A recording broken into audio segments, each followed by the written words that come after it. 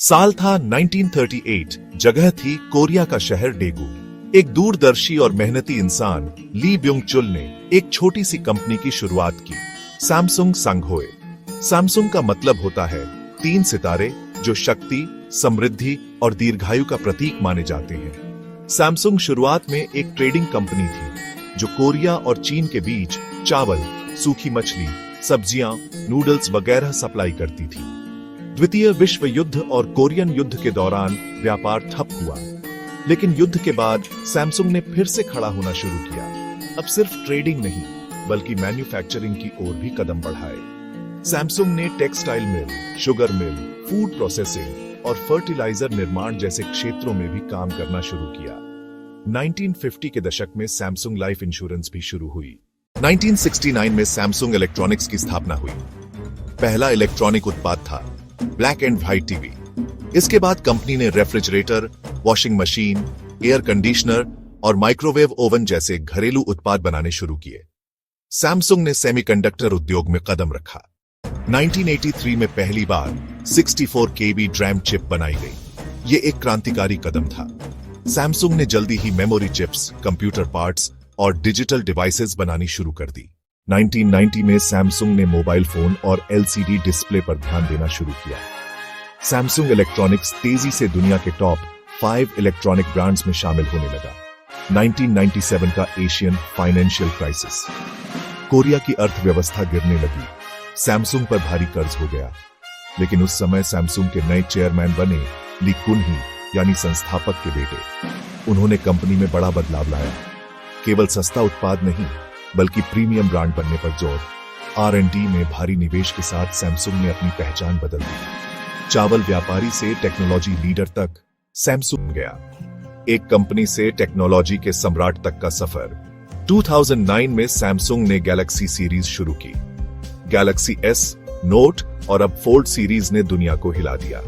आज सैमसंग दुनिया में सबसे ज्यादा बिकने वाला स्मार्टफोन ब्रांड है। Foldable phones, QLED TVs, 5G technology.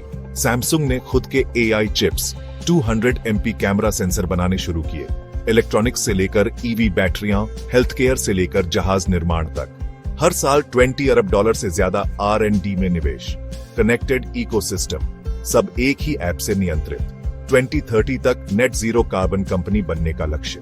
Digital शिक्षा और युवा इनोवेटर्स को बढ़ावा। आज का सैमसंग सिर्फ प्रोडक्ट नहीं बेचता, लाइफस्टाइल देता है।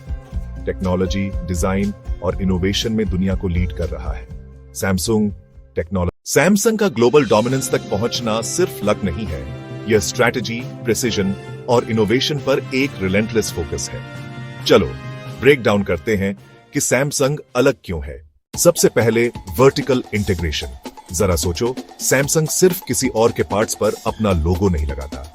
कंपनी अपने खुद के डिस्प्लेज, चिप्स बनाती है, यहां तक कि कुछ सॉफ्टवेयर भी बनाती है जो उसके डिवाइसेस को पावर देता है। इसका मतलब है तेज इनोवेशन, कम कॉस्ट्स और क्वालिटी पर टोटल कंट्रोल।